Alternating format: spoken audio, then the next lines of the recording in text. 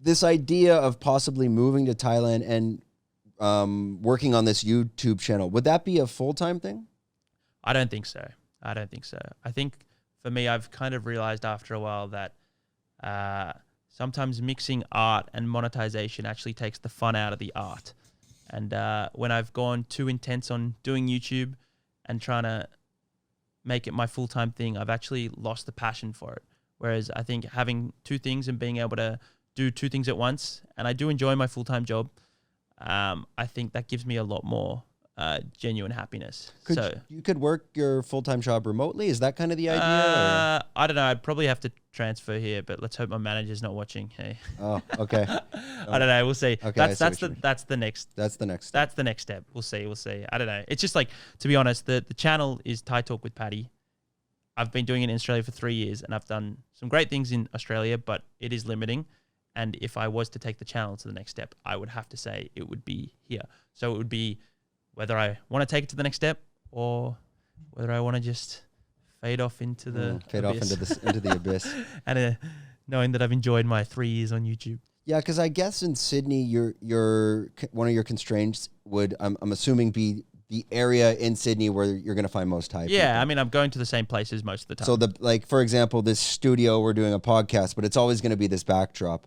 People have asked to do it on the beach. I'm like, how am I going to move this? Not happening.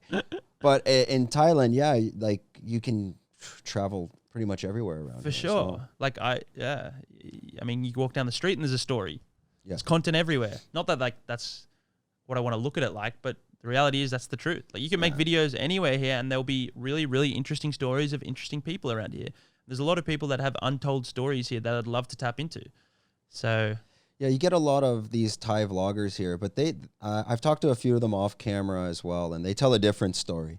Like Chad from CB Media. Okay, so I talked to Chad a bit. I asked him to come on, and he's a great guy. I talked to him, and he's like, he's disconnecting from Thailand on the vlog side because he says the comments you just get blown up on. Yeah. And one of the main things that he was talking about on the vlogging side was more... You wouldn't want to be his friend traveling and vlogging around because he might need to drive 2 hours, but it's going to take him 5 because you drive by something and you see it. Then you got to loop around. Then you got to film it. He's like, it's a bit of a nightmare. It's not, those travel vlogs, they're not as enjoyable.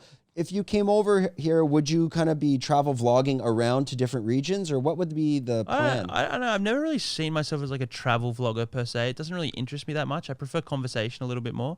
Hence why I've done a lot of like street interview style stuff and different documentaries about different people. I prefer that kind of style stuff. Unless there was a really good story that you'd have to travel to see a particular place, I'd probably do that. But well, I mean, like if you're going to these like Hat Yai and you're going to Chiang Mai, these cities, but now you're having those conversations in those cities. Yeah, and just like unique stories particular to that. Like this morning, I did an interview with a tour guide here in Phuket who talked about the effects on COVID the last 2 years on people in Phuket and his job in particular and how he had to go home. And it should be an interesting story. He works in an elephant camp and does that kind of thing. Like those kind of stories you just can't tell in Sydney, right? Yeah. See, we went, this will connect to that, but we went hiking. I got just a little trail over here that goes into the Kamala Mountains. And when you get out there an hour into this trail, there's people living in the jungle. Yeah.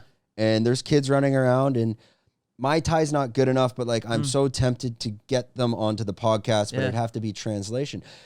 Speaking of that, like that type of content, like imagine you went there, you could have a legit conversation like, what the hell are you doing here? Number one. And I'm sure you've thought of this. No, for sure. Or these hill tribes and going back to them and having conversations with them because there's probably only a handful of people, number one, that have a popular YouTube channel and number two, that speak Thai at your level. If not, you're probably the only one. Yeah, I think I was talking about it with the other day. There's a few people who have like a Thai audience and a foreign audience, but there's not too many people who have both. The middle audience, which I'm pretty privileged to have.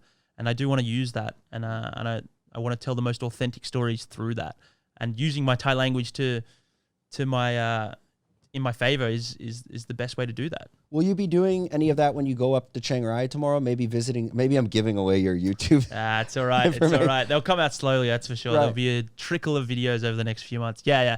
I'll be doing that. I want to make super, super authentic stories with people that I've met over the years. I've already tried to do that in Bangkok and in Phuket, and I want to do as much of that as possible when I go up to Chiang Mai and Chiang Rai. That's the aim.